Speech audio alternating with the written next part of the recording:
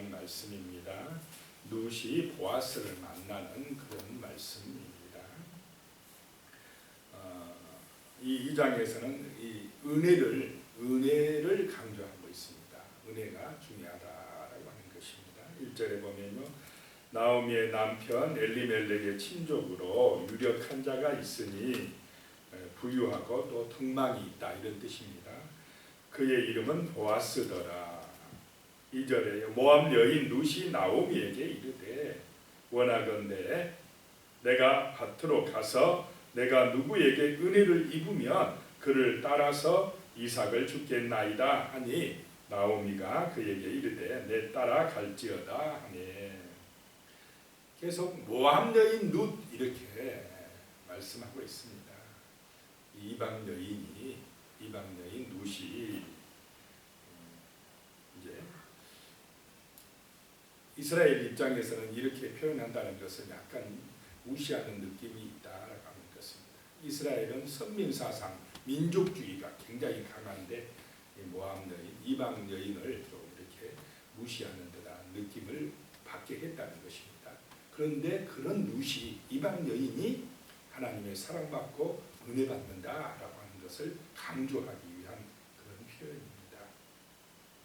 이 룻이 내가 누구에게 은혜를 입으면 이렇게 이야기합니다.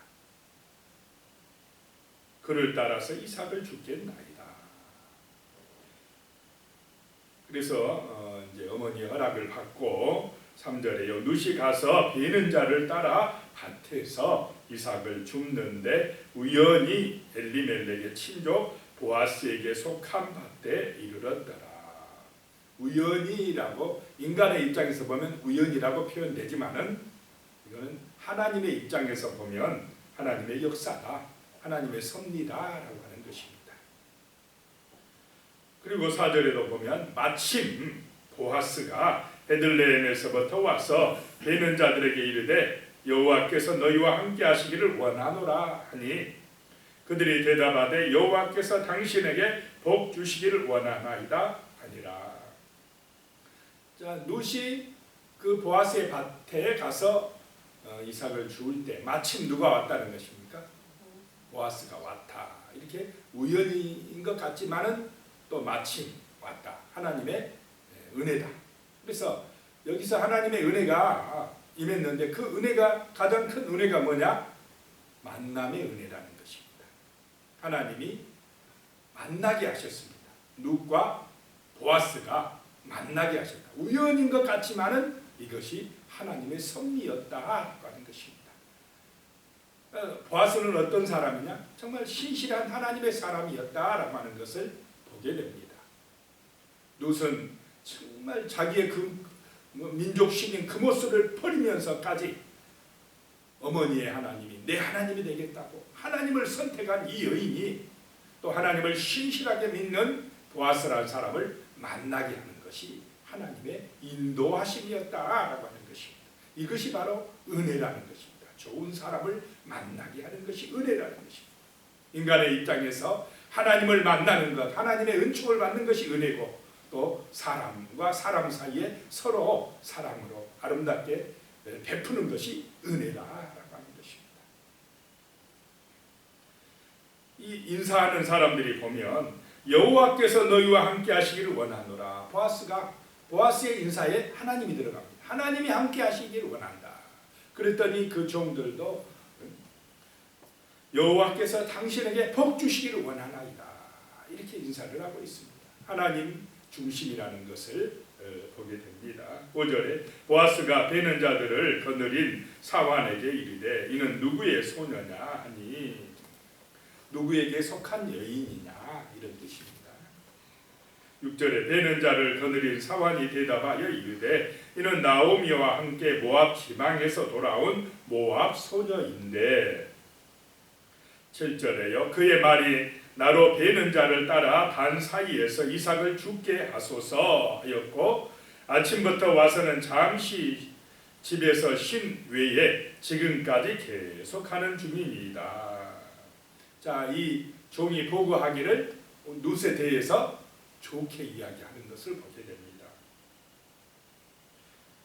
이 룻이 정말 어떤 여인이냐, 충실하다, 충성스럽다. 아침부터 지금까지 잠시 쉰 내에는 계속 일한다는 것입니다. 그리고 인내심이 있다. 잘 참고 견딘다. 그리고 이 시어머니에게 정말 사랑이 있다. 이런 것을 이야기하는 표현을 하고 있는 것입니다. 정말 룻의 마음이 충성스럽고 인내심도 있고 효성도 지극하다. 이런 표현이 있는 것입니다.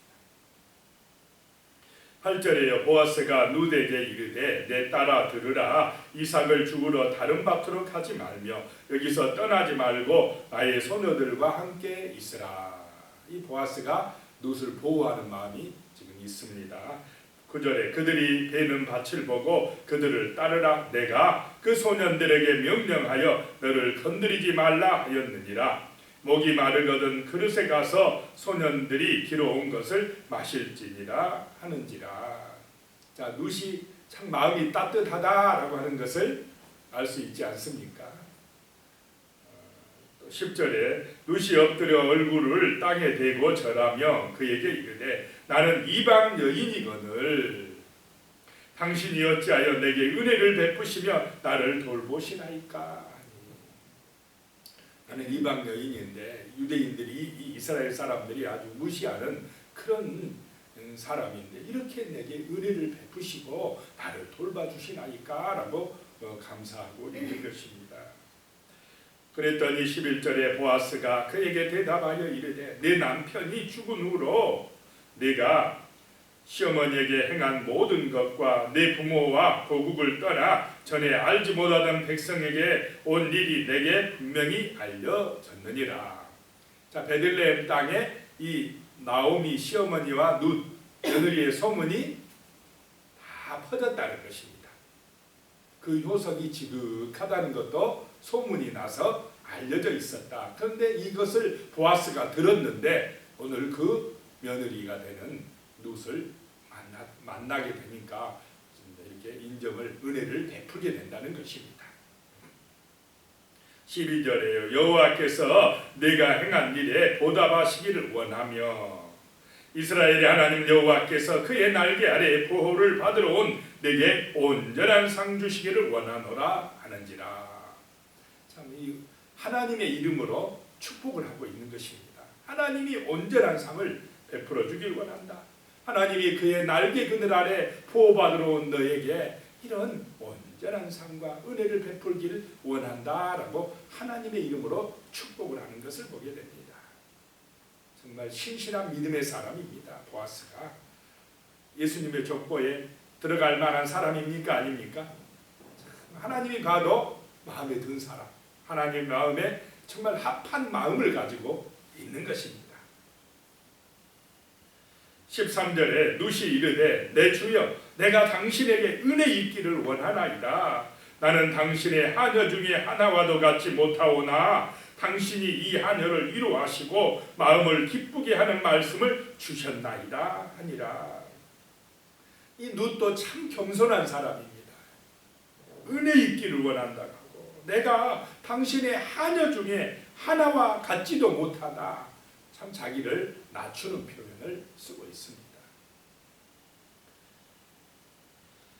14절에 보면요. 식사할 때에 보아스가 룻에게 이르되 이리로 와서 떡을 먹으며 내 떡 조각을 초에 찍으라 하므로 룻이 곡식 베는 자 곁에 앉으니 그가 볶은 곡식을 주매 룻이 배불리 먹고 남았더라 라고 말씀하고 있습니다. 식사할 때 같이 밥 먹는 사람을 식구라고 합니다. 식구, 같이. 이 식구라는 것은 가족적인 의미도 있지만은 이리 와서 같이 밥 먹자. 같이 밥 먹고 음식을 나누는 그런 사람들. 그 식사 공동체에 이방 여인을 초대했다 하는 것이 바로 은혜를 베푸는 것입니다. 그래서 배불리 먹고 남게 했더라.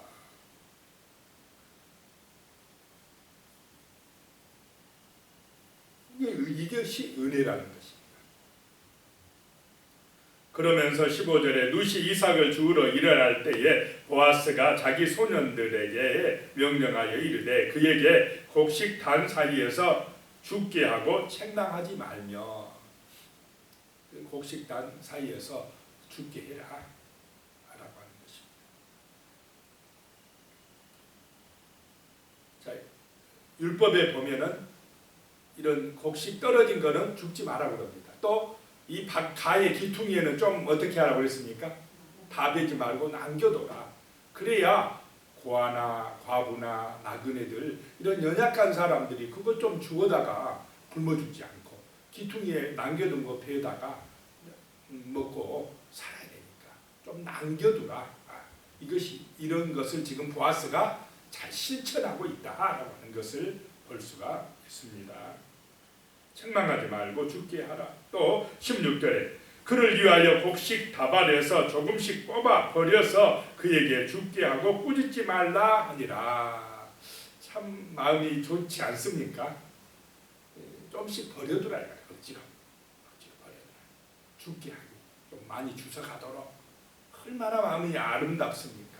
자기 중심이고 자기 욕심으로 가득한 사람 같으면 떨어진 것도 어떻게 하려고 하겠습니까?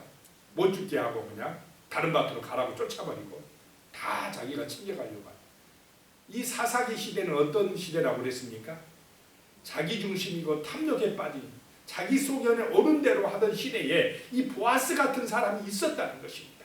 하나님 중심으로, 말씀 중심으로 은혜를 베풀려고 하는 이런 마음이 있었다고 하는 것입니다.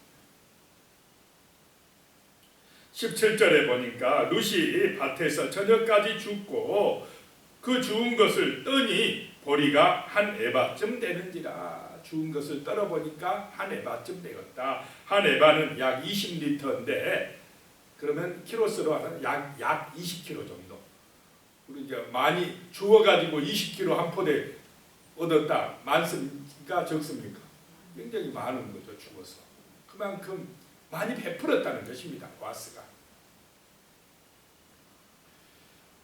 18절에요. 그것을 가지고 성읍에 들어가서 시어머니에게 그 주운 것을 보이고 그가 배불리 먹고 남긴 것을 내어 시어머니에게 드리며, 그 점심 때 밥 먹을 때에 배불리 먹고도 또 쌌다는 것입니다. 누구 생각해서 쌌습니까?